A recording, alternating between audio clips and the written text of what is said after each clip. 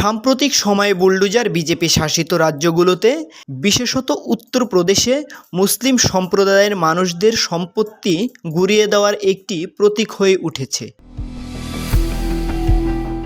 Bulldozer দিয়ে মুসলমানদের বাড়ি ভেঙে দেওয়া উত্তরপ্রদেশে প্রায়ই ঘটে থাকে, যদিও সে রাজ্যের সরকার যুক্তি দিয়ে থাকে যে ওই সব বাড়িগুলো হয় বেআইনিভাবে নির্মাণ করা হয়েছিল অথবা সেগুলোতে কোনো দুষ্কৃতিকারী বাস করতেন।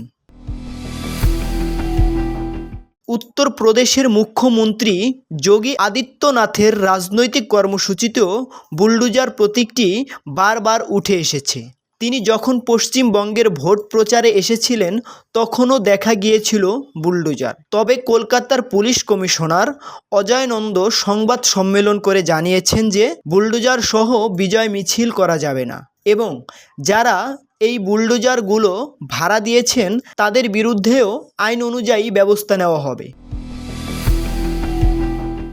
রাজ্য পুলিশের মহাপরিদর্শক সিদ্ধনাথ গুপ্তাও বুধবার স্বীকার করেছেন যে ফলাফল ঘোষণার পর থেকে রাজ্যে হুমকি ও সহিংসতার ঘটনা ঘটেছে।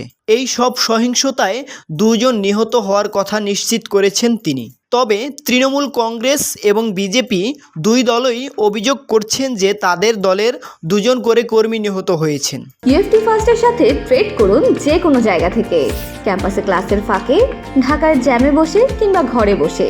ট্রেডিং এখন হাতের মুঠোয়, তাই ট্রেড করুন যখন খুশি যেখানে খুশি।